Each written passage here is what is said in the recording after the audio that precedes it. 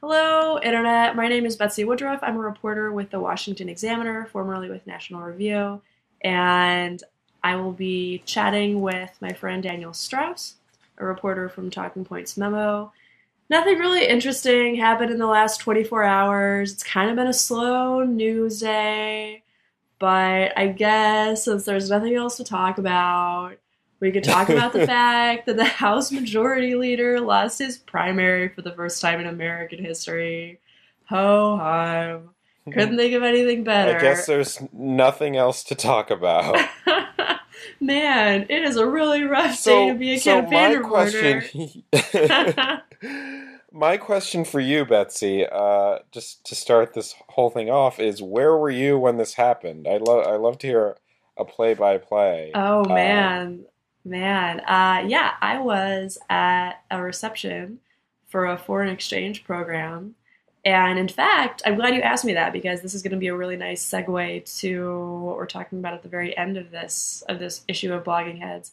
I was at this really nice reception with my boyfriend, and we were enjoying hors d'oeuvres and a fancy open bar with these great grapefruit cocktails.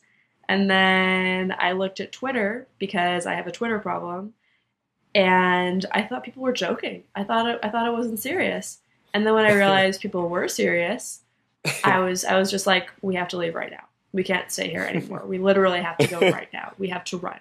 We have to throw ourselves in front of a cab. we cannot be here anymore. That's my Virginia 7 primary night story. How about you? So I mean, me and my editor, we were planning for I mean, we monitor every primary night. I'm charged with writing, whatever is happening up there. And we were Hmm. getting ready for a very slow night. So I was at Yeah. home. I was sitting on the couch, kind of, sitting around being like really frustrated because I actually had a date that I had to postpone What? because of this primary night. Yeah, and we're gonna get to this whole thing later. I think this is a Our good love lives are so preview. interesting, Daniel. I feel like this is our credit. And so I'm sitting there feeling a little morose, me like I wish I could be out in this thing. And then I started monitoring the returns for Virginia 7th, which is Yeah. Eric Cantor's home district. And at first, and Twitter was popping up, or tweets were coming in, and at first I was starting to, well, that's kind of funny that Cantor's having a little trouble here. And it Uh-huh. got to like 40% or something, around 38%, and I was starting to be like, oh, this is actually kind of serious. And by 45%, the really knowledgeable campaign pontificators started to say Cantor's in real trouble here. And the next 20 minutes was just me calling my editor and us coordinating and getting ready to go and all of that. Yeah. It was intense, and then everything sort of popped up. It was, I mean, this is. I was thinking about this today. I'm not sure if you think the coverage has warranted exactly how huge this story is. I mean, Yeah. I can only think of a handful of stories in the last few election cycles, and this probably falls into the top five behind electing the first black president. Hmm. Yeah, Uh, actually. of I think that's fair. Yeah. of how remarkable this is. The sitting majority leader in the party that's supposed to be very safe this cycle was Hmm. defeated by this candidate who spent less than $200,000 in the primary and was on Right. the radar of no one. And then you add Not to the fact exactly. that oh, not exactly. Not only did this guy lose his primary, but he lost it really bad. He lost it by 10 points. He Right. lost it early in the night. I mean, we knew by what, 9 p.m. that this was done. Oh yeah, by 9 And p.m. we were all stirring, right? yeah, exactly. By 9 p.m. it was over. And also on top of that, he lost it to a guy who had basically zero national press attention besides a couple of reporters. Um, and also had basically zero national backing with a few exceptions in conservative talk radio. So Yeah. it's such a crazy story. I mean, I can't think of a primary defeat that is more surprising and more momentous than this one. Not only Yeah. because it's a big deal that the majority leader lost, but because this has policy repercussions, this has congressional repercussions. I mean, there's not a sector of American politics. There's not a group of people who work in American politics who woke up this morning thinking business as usual. I think for everyone, something had changed, and that's huge. So what I was thinking we'd talk about for the next 30 minutes or so, however much time we end up taking. First, I think we should talk about Cantor's defeat, what that means, how we expect that to play out over the next coming months. I mean, even coming years, although I'm not comfortable prognosticating that far ahead. Second, I think we should talk about the victory of David Brat. Dave Brat's the primary challenger who took Cantor down. I'm interested in, what does it all mean? And also how we see this guy's career moving forward. And then at the end, let's talk really briefly about old, boring news of Hillary Clinton, who got knocked out of the headlines in the space of about 3 hours. Very frustrating for her. Oh, no kidding. And then at the very end, maybe we can touch on how delightful and awesome and fun it is to date somebody in our social life friendly line of work. So which we kind of hit on already. Yeah, exactly. So first off, Cantor, my question for you, I'm curious about your perspective on this, is do you think there's an immediate impact on the 2014 elections because of Cantor's loss? Are there races that have changed? The interesting thing about this, I think the most important thing, and I hammer this ahead and again every time we talk, is how important the conservative outside groups are. Yeah. And the thing is about this guy, David Brat, he was not one of the favored candidates of these outside groups. And if I'm not mistaken, he really wasn't on the radar of a lot of these groups. Mm-hmm. It definitely breathes a little life into the Tea Party and these Tea Party candidates who are challenging incumbents, because we were getting to a point in the 2014 cycle where it was looking like really, I mean, some Tea Party favored candidates were going to win, like Ben Sasse in Nebraska, but it looked like the guys who were challenging incumbent lawmakers, especially the ones who are challenging incumbent lawmakers in leadership, cough Matt Bevin, cough, were not going to do very well, and were going to, at best, could chase their candidates by 10 points. Yeah, exactly. I mean, and these outside groups like Senate Conservatives Fund or Club for Growth were pouring a lot of money into this. This guy Brat spent a lot of money, a very small amount of money comparatively. Low six figures. And won. Low six figures, yeah. And win. So it definitely... Right. And I think what's interesting about that too is that for these outside groups to maintain their policy clout, for them to have any sort of influence on what incumbent Republicans do, they have to have scalps. They have to show that if you're an incumbent Republican and you don't vote the right way, you could lose your seat. And Ben Sasse in Nebraska is not a scalp because that was an open seat. Matt Bevin against Mitch McConnell is not a scalp. Mitch McConnell made through that primary without being as damaged as people expected. But holy moly, Eric Cantor, I mean, if you had Tea Party people fantasizing about what could we possibly do? What could we possibly do? Hang on. Do you even think there's a very real sort of way for a lawmaker to avoid something like this? Because, Cantor was no friend for a long time of John Boehner, and their, disagreements were, I guess, very poorly kept secrets. Yeah, exactly. I think the important thing with Cantor to remember is he's not actually a Tea Party scalp, because none of these outside groups who like throwing their weight around, none of them invested in Brat.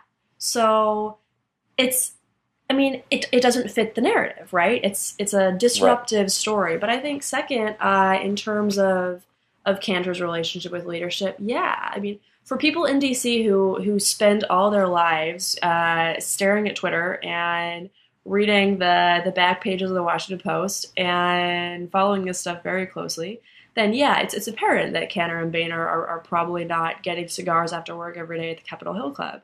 But if you don't eat, sleep, breathe politics, why would you follow that? Right. So basically, briefly, I guess, is there, and and I ask this because I can't think of one. Is there a single race, either a primary coming up or a general election in November, that you think is affected by this? And actually, I take that back. I can think of one. I think Cantor's win breathes energy into McDaniel supporters in Mississippi. I think it's Right. very good for McDaniel. However, I He imagine didn't. I imagine Cochran, if Cochran needed any more fire in his belly, the downfall of Eric Cantor will do it. And I think second, a Joe Carr in Tennessee, who is primarying Lamar Alexander without generating much momentum at this point, I think it's good for him. I think he was on Right. CNBC today talking about how Tennessee is the next Mississippi or the next Virginia. He sent out an email blast about how Tea Party victories in Virginia mean there can be Tea Party victories in Tennessee. Any other races that you think could be impacted by Cantor's defeat? I mean, the big sort of incumbent challenge in the House was Idaho, with Mike Simpson versus Bryant, Mm-hmm. and that's passed. Right. But I think you're right. I think I think the incumbent challenges that you're talking about, McDaniel, who at this point is looking pretty strong and is looking like he's going to eke this out. Mm-hmm. I mean, there hasn't been a lot of polling, but the few partisan polls, one by the Democratic-leaning Kism Strategies, one by the conservative-leaning National Strategic, I think it's called, have both Mm-hmm. shown McDaniel ahead. Right. And, you know, Cochran is an incumbent, and he's been there for a long time in a state that's pretty sleepy about these things. If you can't poll well ahead of a challenger who hasn't run statewide before, you're in serious trouble, buddy. No joke. No joke. So the So next thing, but I think you're really right that I think the important thing about this race is that it breathes life and credibility and gives new attention to these candidates who have been written off. So you mm-hmm. may see some kind of boost for Joe Carr against Lamar Alexander. You may see something like that for Milton Wolfe Mm-hmm. in Kansas. Right.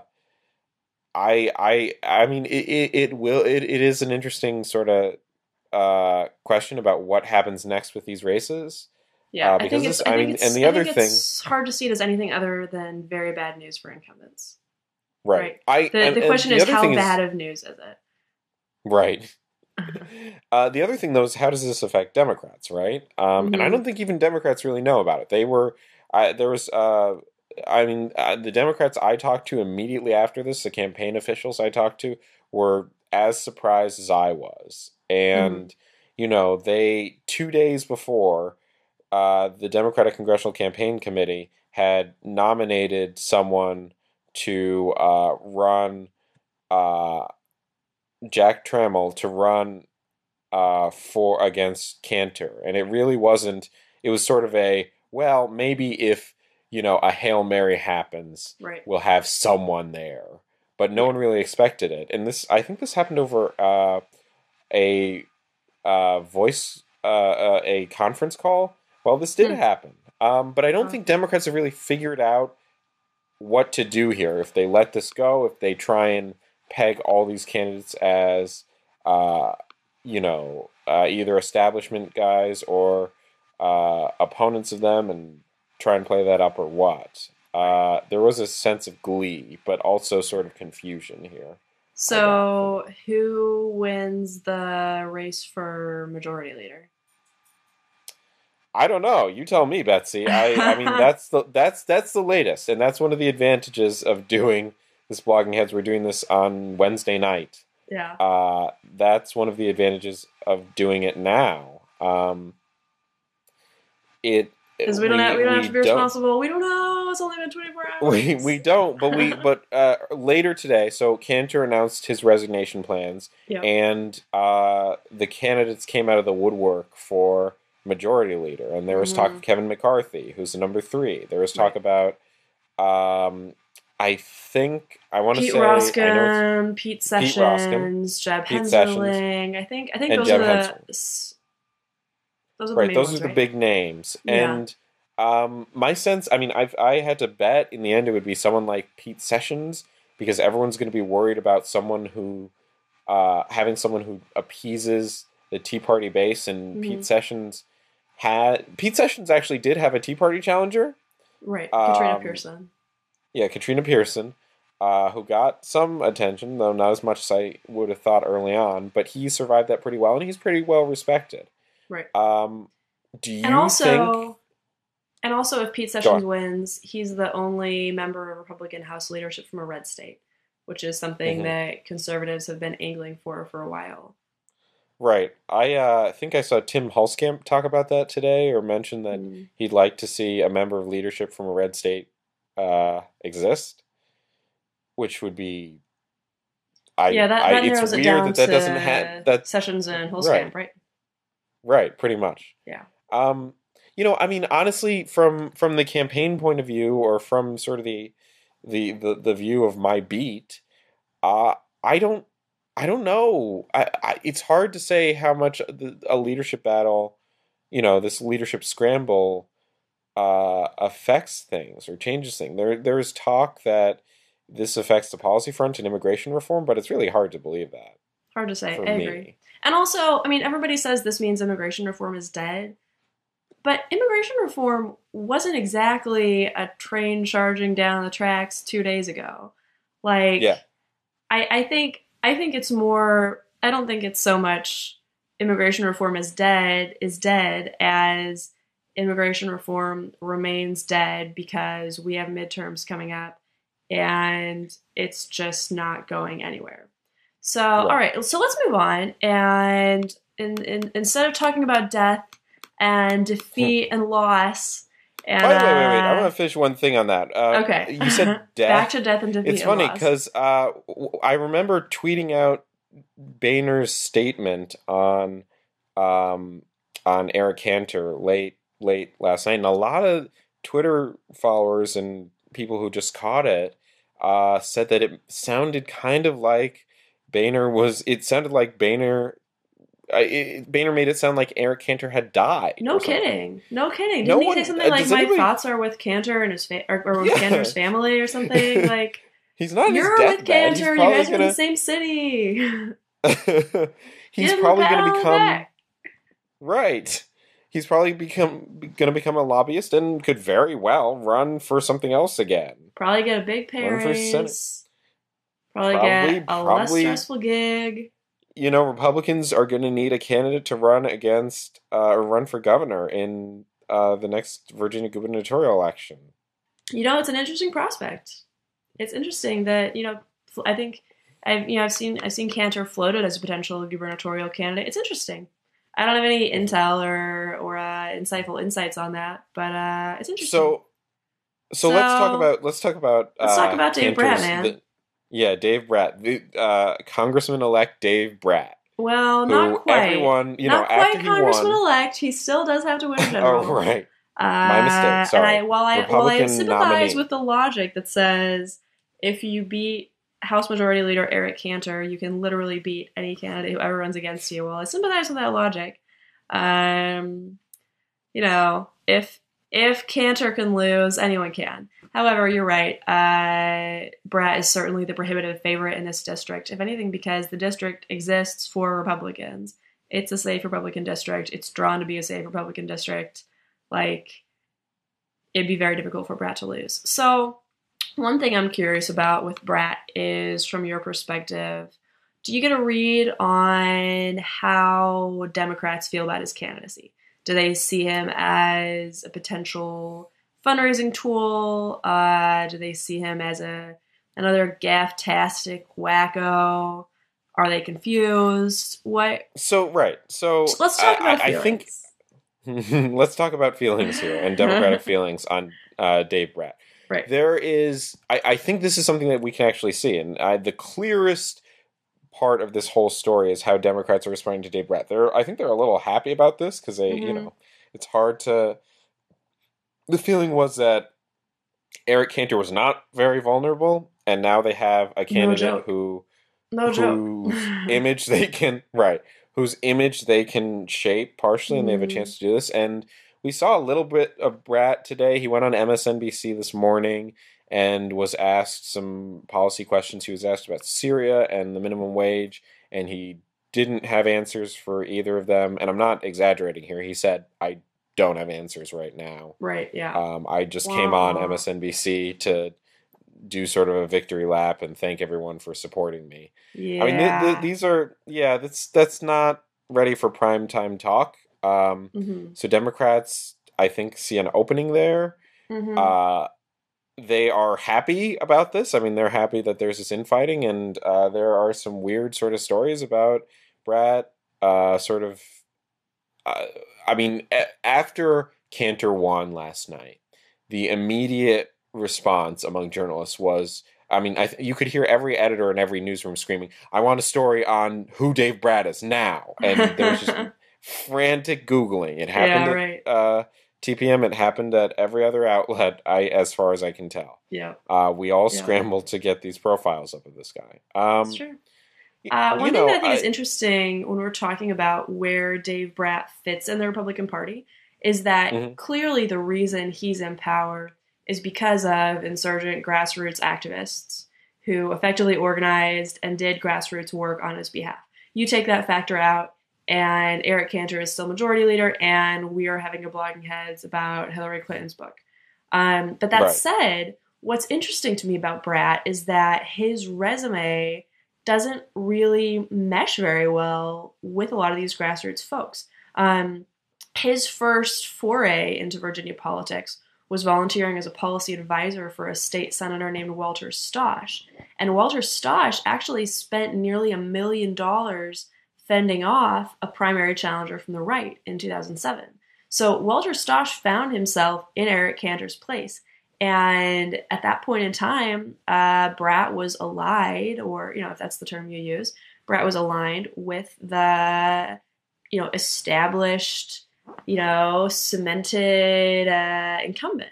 So Brat is not someone who's just run around Richmond waving Gadsden flags. And the other thing that's interesting about Brat is that an important part of his political resume is his work on Governor Tim Kaine's Economic Advisory Board. And in fact, that's something that showed up in Cantor's attack ads on him. Cantor attacked him as a liberal. I mean, can you imagine Mitch McConnell or Pete Sessions or Thad Cochran accusing their primary challengers of being liberal? Like, not really. That's hard. But Cantor said he's a liberal college professor. And that's because Brat's actual political alliances are not far right. They're not guys wearing tricorner hats. It's not Sarah Palin. It's not Ted Cruz. It's, being on a board advising Tim Kaine and giving education policy advice to incumbent center-right state senator. So, in a way, I think this makes it a little bit harder for Trammell in the general election. Absolutely, I mean, it's harder to peg him down as an extremist. And this is one of the things that Democrats were very nuanced about in addressing this outcome, which was that, Nancy Pelosi said that Cantor was the extremist. I think it might be a little difficult to run against the nominee in a district that is R+10 if he's not sort of very extreme. Right. I mean, as soon as Democrats say Dave Brat is a kooky, loony, right-wing extremist, all Dave Brat has to say is, I helped Tim Kaine, I am principled, I have grassroots support, but I can, I can work with people across the aisle. And, we'll see if that's a line of attack that he levies, but I'm confident it will be. It's pretty obvious. So it's going to be interesting to see how Democrats craft their anti-Brat messaging, if they do. I would expect Democrats will hit Brat on immigration reform. Do you think Democrats see that race as winnable? Like, do you think they see that in all the races this cycle? Do you think the D-Trip is saying, let's invest in Virginia 7 now? I think they're figuring that out right now. I think that today, I definitely saw Steve Israel answer that question saying we are, supportive of our candidates. It's a tough district, which can mean two things. They either do think that and they're, lowering the odds so they can sort of set the field, or they know it is a tough district and they have to scramble to get a candidate. I mean, I think that Democrats are in a better position now to win Virginia's 7th congressional district than they were if Eric Cantor, with a war chest of $5 million, was running. Right, sure thing. But that's not saying a lot, right? I think it goes from 100% R to, pretty much definitely R. It's better, it's easier. So, I mean, but again, I mean, a week ago, Eric Cantor was the all but assured favorite to keep his seat. Right. I mean, things change, and this may have been that Todd Akin moment of the 2014 election cycle that everyone was looking for. That, if you'll forgive me, that game-changing moment. Yeah. That everyone has been waiting for, or that moment that no one saw coming. And I can't think of I mean, I think this result is highly implausible, but I can't think of a more surprising thing that could happen this cycle. Knock on wood, I guess. I agree. Yeah. It's hard to think of something that could be more shocking, only because this has literally never, ever happened before in American history. This has never happened. It's going to be hard to find something that has never, ever happened that is going to happen in the next 3 months. I mean, as long as we're working in the laws of physics. Yeah. I mean, do you think this race is even... I mean, is it indicative of something bigger? Is it indicative that, the Tea Party is not out? There is a resurgence? Because right now, this is looking like a very good... Okay. I think all the Tea Party postmortems were, not very compelling. I think the Tea Party, instead of going out, the Tea Party kind of integrated itself into the Republican Party and moved the Republican Party, maybe not dramatically, but in certain ways to the right. On the other hand, another important detail here, though, is that I don't think Dave Brat's victory... So, Dave Brat's victory, I don't think, is part of something that led up to his victory. If anything, Dave Brat's victory is only indicative of realities of Virginia state politics. I don't think it's indicative of any national trends. However, I think Dave Brat's victory could result in national change. Because even though his win has diddly squat to do with national groups, he has now become, theoretically, a star for these guys who are just waiting for someone to materialize and take a huge scalp.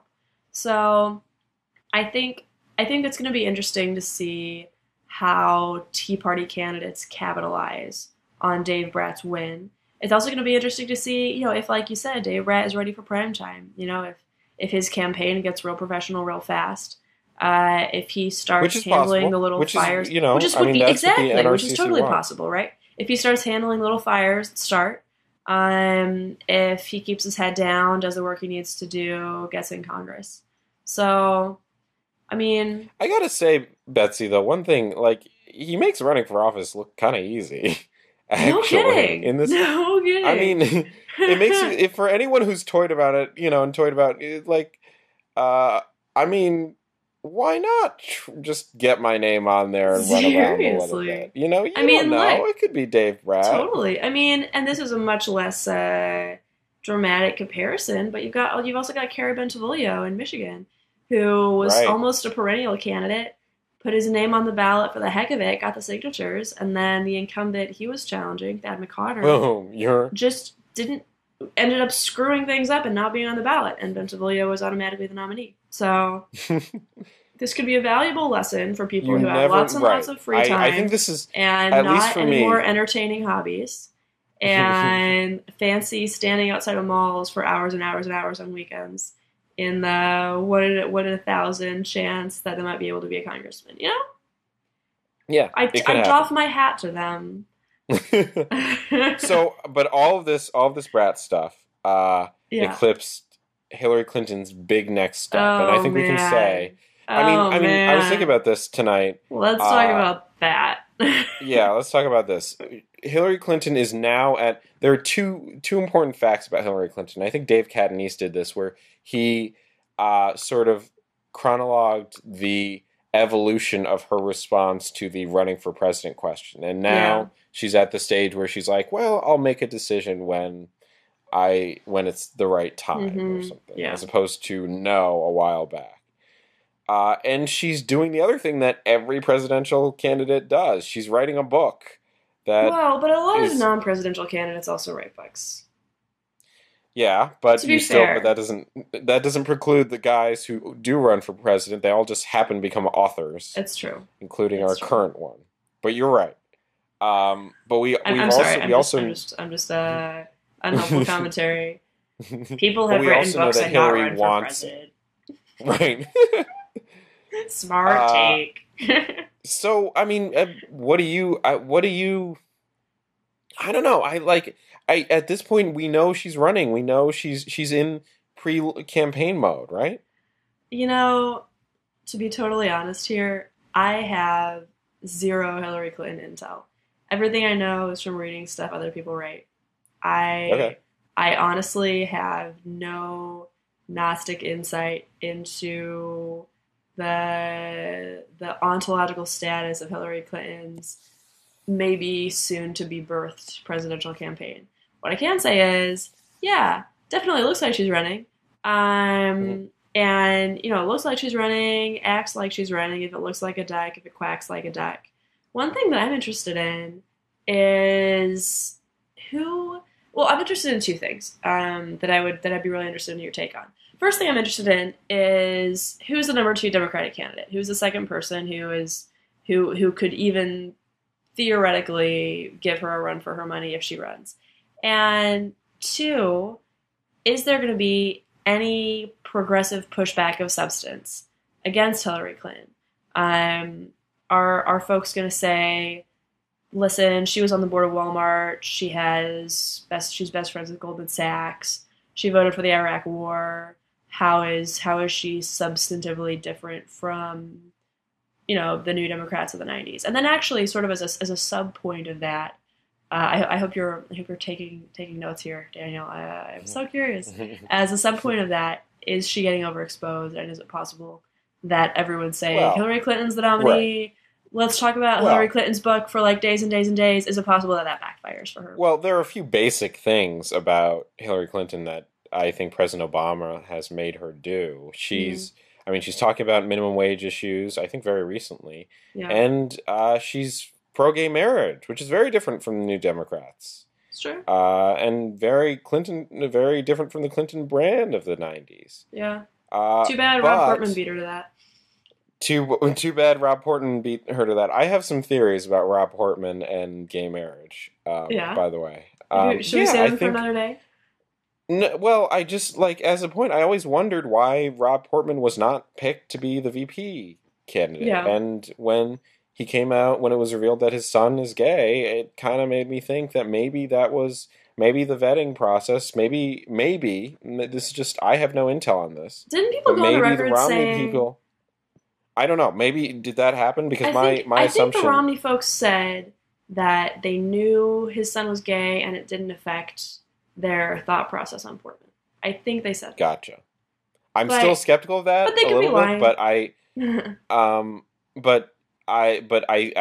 am always surprised about that. But again, I mean, Rob Portman, I guess he's a Michigan grad, so I always think they're a little bit stronger. Sure, yeah. So who's the number 2 Dem?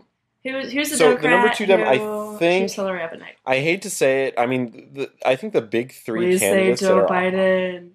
If you don't say Joe Biden, I'm going to be so mad. I think it's Martin O'Malley. I think Joe Biden is number 3. I think Martin O'Malley in Maryland is taken so seriously. But I think the feeling on the left is so strong around Hillary Clinton. I mean, the strange thing about Democrats in 2016 is that they're not really set up for a primary where the candidate is shaped at all. The big liberal hero on the left, Elizabeth Warren, I think there's going to be a lot written about her and a lot of what she's doing and saying as we gear up for 2016. I don't think she's going to run for president.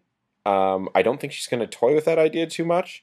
I think she's going to be encouraged strongly to sort of at least act as sort of some sort of pressure creator for the serious Democratic... Right. And I don't think she's going to do that, but I think the shadow of it is going to create something. I don't see her doing that. And as for other candidates, I mean, there are a few things on this. One thing is that there are constant mentions that some Democrats are toying with the idea of keeping their names in there or just letting their names float around so they'll be considered for the VP spot. One That's guy a good that really point, comes to that mind people is are running for VP and not for president. That's a good point. right. And Names that I have, I mean, a serious name that I've heard is Jay Nixon out in Missouri, who okay. is, I think, a pretty popular now. Yeah. And a Missouri Democrat, red state, sort of fits the bill on kind of what you want to do. Mm-hmm. I don't know how, like, personally, I don't know how well, like, the name Nixon would look on a presidential ticket. Is But, America ready? you know, Well, people didn't think the name wanted? Obama Well, would we look good on a nominated, presidential ticket. Barack Hussein You know? Obama. So, yeah, what's in a name? And then there's someone like Brian Schweitzer, who I think is Yeah. trying very hard to figure out what he needs to do to be on the ticket and would like to do that. I don't know, think he's dude. very serious. I get that on Schweitzer. Counterpoint would be, I think Schweitzer just likes having a national platform. I don't think he wants to play second I mean, this fiddle. is one of the things I've never understood about. He doesn't strike me as the kind of person who wants to ask people for money. He doesn't strike me as somebody who wants to spend all his time fundraising and putting out media firestorms. But do the guys who want that so badly, do they even keep that in mind? Like, I never got the sense with Newt Gingrich that he wanted to do a lot of the things that you have to do while running for president, which is ask for money, give the same speech, endear yourself to a lot of people, and keep asking for money. I mean, it's a presidential campaign is, for the most part, a gigantic fundraising drive. Right. And I mean, any campaign, for whether you're talking about governor, Congress, Senate, like, that's what you do. You win based on your ability to get people to give you free money. Well, except for David Brat. Right? Except for David Brat, exactly, which is crazy. Why we live in a really amazing world right now. Exactly. But yeah, so I think so you think Schweitzer could be running for Veep? You think Jay Nixon could? Right. I don't think. Or guys who are thinking about it, or I think the bigger mystery. I think that the bigger mystery is going to continue to be, and it's so far out, that who the vice presidential nominee on the Democratic side would be. I don't think it's Joe Biden. I think we know that Joe Biden wants this. I think it pains Joe Biden that Hillary Clinton has a lot of pressure around her, but I think that's just where we're at, man. The voters spoke a few times on Biden, and it was no every time on the presidential thing. They liked him a lot as a VP, but he's run before. And Hillary Clinton, I mean, there is this weird sense, I think, among Democrats that, I mean, it's so weird because, the tradition is that Republicans are the wait your turn party for the presidential run, right? They're the ones where there's sort of an unofficial line, and Romney was the next in line. It seems like that's switched, and now the Democrats have a line, and Hillary is next. That's finally interesting for her. You should do a piece on that. Why? What? That's interesting. Well, sorry? You should do a piece on that. That's interesting. Yeah. What do you think? I know you're very humble about your insights and opinions on this, but it just seems like everyone, I mean, even lawmakers who are known to have had very public spats with Hillary, like Claire McCaskill or the Clintons, are lining up with her. It's hard to think that anyone fighting her could do anything but sort of risk being seen as this terrible nuisance. Right, getting ostracized, not being able to sit with the cool kids at lunch and right. stuff. Yeah, I mean, it amazes me how much energy Democratic political operatives are expending on telling every single Democrat but Hillary Clinton not to run for president. Like, just the amount of resources that's going into that project is really interesting to me. And I think it's got to be telling of Clinton's ambitions, right? I sort of get it on a very basic level, right? I mean, if you're a campaign official in 2014, you don't want to take any chances, and but I mean, people are there endorsing are a person who has not entered the presidential race. People are right. already endorsing a person, and we have an entire calendar year before we even start thinking about a general election, and she's already getting endorsed. Like, what is this, guys? I mean, this is like, you remember in the Texas lieutenant governor race. I think if you're a Democrat and if you're a Democratic campaign official, you have to figure, we're not going to win the House anytime soon. The Senate could go either way. One day, the prognosticators and the pundits are saying it's going to be close, but Democrats are going to keep it. The next day, it's going to be a wash for Democrats, and there's going to be a wave here. I think you want to close the probability of losing the White House, and the best way to do that is a united front behind this candidate that we've all gone through before. And do you think that a Hillary Clinton presidential candidacy could lead to a Tea Party-esque progressive Democratic backlash against Democratic establishment?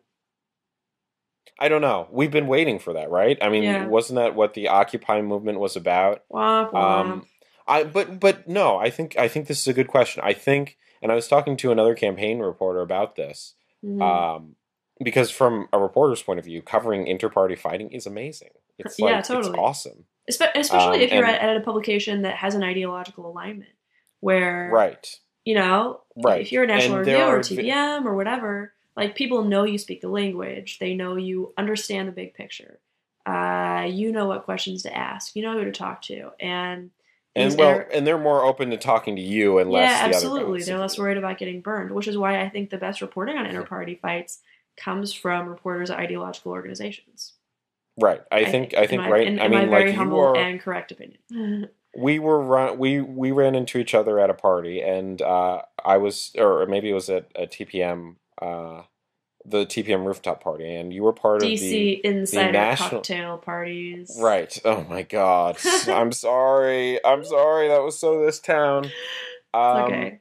I remember saying that you were part of the National Review Dream Team. I mean, you were part of this team that ran the table during the government shutdown.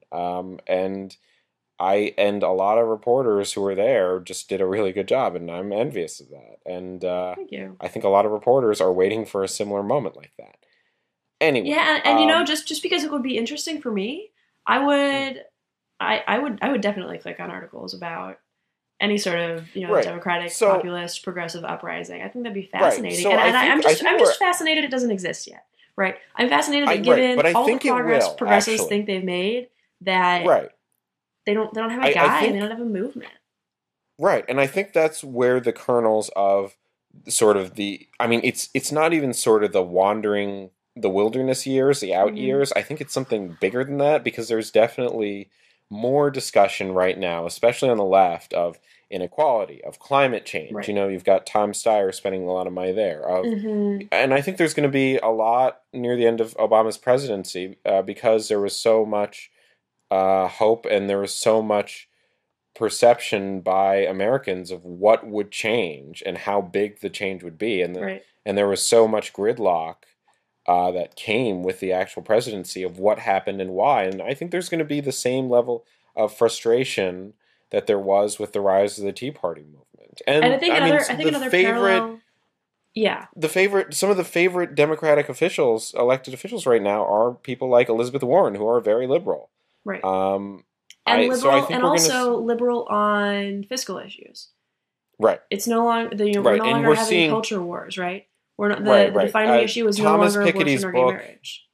Right. We had a piece at TPM by Jared Bernstein about how the important takeaway from Thomas Piketty's book was that we need to start. I mean, you need to in economics. We need to get rid of very basic assumptions about how inequality works and the American economy. Like, we just need to start questioning why we think that when taxes are increased, jobs are eliminated. Mm-hmm.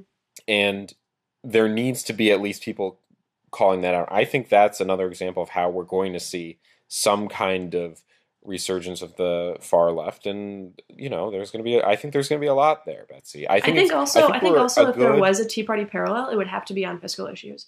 Because one thing Really? that I think is very important about the Tea Party is that it was born, after TARP, right? It was about bank bailouts. And then Obamacare fundamentally I think we can look at it as a fiscal issue, as an issue of government affecting how people spend money. At least that's how the Tea Party folks see it. Tea Party folks are virulently anti any sort of tax increase.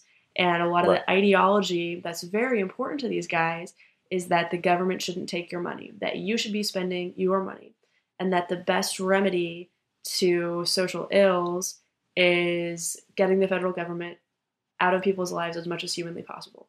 And it's not about morality. It's not about any sort of religious belief, although often this coincides or fits with people's religious beliefs. These aren't religious ideas. These are very much about money and how people spend their money. And you're really seeing folks waving signs about this and going to marches about this. And I think it seems like, at least among sort of the East Coast intellectuals or whatever of progressives, more and more we're hearing progressives talk about these money issues, talk about entitlement spending, talk about the minimum wage, talk about wage gap issues, talk about inequality. And Elizabeth Warren has really been at the forefront of that, of talking about how progressivism affects these fiscal policy issues, these entitlement issues. And I think it's fascinating that the galvanizing issue might end up being not gay marriage, not abortion, but money stuff. And I think for an equivalent of the Tea Party to rise on the left, that would have to be what galvanizes it. I could be wrong, but that's my gut. I think it's coming, and I think you're probably right, because inequality and fiscal issues are the big topic today. It's not so much. Healthcare, I think, is fading. We're coming into some kind of equilibrium or some kind of sort of acceptance of how this works, and I don't think we're going to see Obamacare repealed. So I think we're gonna move to that. Yeah. But wait and see. And the bigger thing, though, Betsy, is that there aren't a lot of super liberal champions right now. If Chris McDaniel wins in the Senate alone, there's going to be this foursome of Ted Cruz, Mike Lee, Rand Paul, and then McDaniel, who are going to be these conservative superstars that are really stuck it to the establishment. I don't think there are those figures on the left right now. I think there will be, but it's going to take another election, I think, and that sort of backlash that you're talking about. And backlash is such a negative word, I think, but that sort of pushback. I don't know. Yeah, something like that. Sort of resurrected energy. Well, in these last minutes, then, let's talk about the real important story of the last 7 days. No, not the House Majority Leader losing his spot. No, not the fact that a private citizen who we don't know if she's running for president has written a book. Oh no. The story eHarmony. The story on everyone's lips was that eHarmony came out with a great piece of journalism saying that it is a good idea for laymen to date journalists. Daniel, where were you when you read this story? Okay, this is a great... I was sitting like most journalists. It was Friday afternoon, and it was a slow afternoon with no prospect of the next primary election on Tuesday being at all exciting.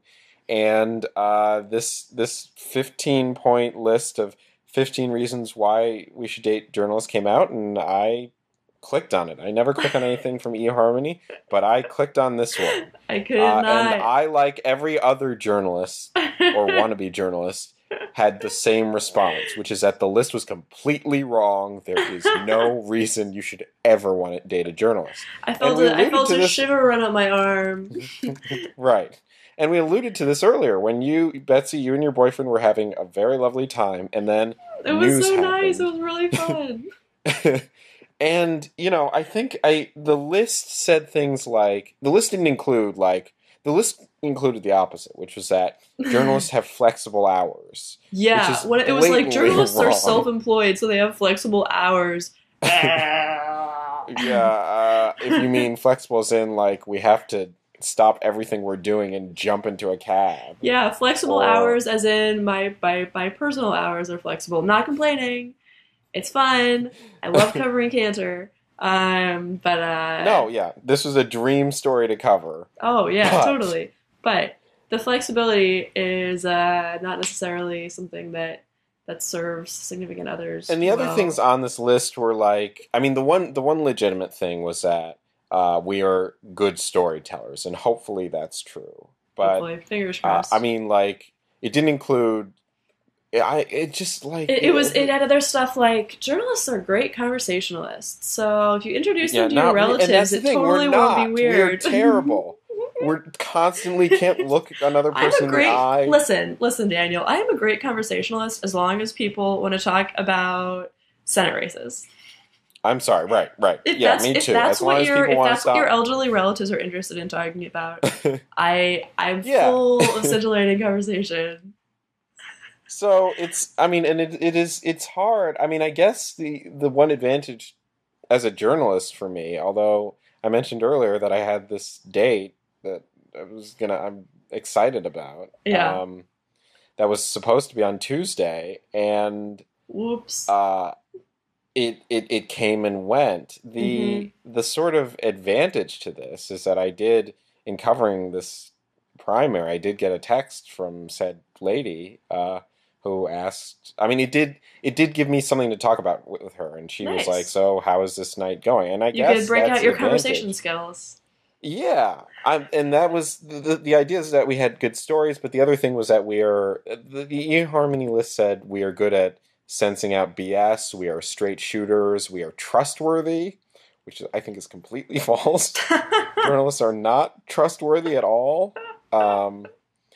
I was amazed, Betsy, actually. Yeah, you should trust me and Betsy, but no one else. Right. I was amazed, by the way, about how knee-jerk and unanimous the response was to dating. I mean, the response, if Twitter is any judge, not one journalist could come up with a reason to date us. And, the thing about journalists is, despite this, what sounds like a moment of humility, my experience is that journalists most of the time are pretty arrogant, and pretty happy to toot their own horn. So right. This was the white whale of moments when every journalist was completely like, don't want to date us. Yeah. When I mentioned this story on Twitter, my boyfriend gave me actually a really compelling reason to date journalists, and that is clout perks. It was what? Clout perks. Do you use clout? Clout perks. Oh.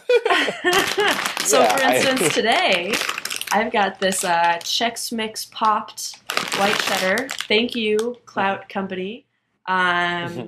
I have not eaten it. I don't have anything valuable to say as a thinkfluential consumer of Clout Perks, but it's pretty cool. My boyfriend was impressed that I got a package of Chex Mix popcorn in the mail. So, for people who are kind of on the fence, every once in a while, I get coupons for free yogurt, or I got a T-shirt with a handprint on it. That was a cool. I'm just saying. I guess that is the one appeal. But I would say to anyone who is toying with the idea of dating a journalist, like, it does take. I mean, you have to be a patient breed. Yeah, and I've dated journalists in the past, and I think one advantage for journalists to date other journalists is that they understand. So when my then girlfriend, when I was late covering something on a Friday night, and my then girlfriend, also a journalist, was waiting for me at a restaurant, she understood that I had this thing that I was working on, and I really wanted to crank it out, and that's why I was 45 minutes late, and she was waiting at that table for 45 minutes. Oh, wow. And she dated me a while longer. Yes, it was an endearing moment for her, and I will forever be thankful for that. Aw. Well, don't date anyone, basically. Sort of. Yeah. Just kidding. I mean, no, it's probably good advice for me.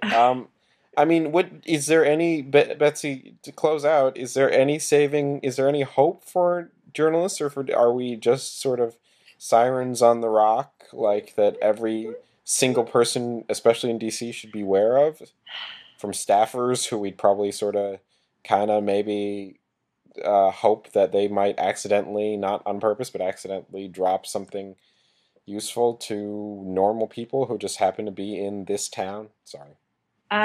Is there hope? Technically. I mean, I know journalists who've gotten married and seem very happy about it. There are some of them, yes.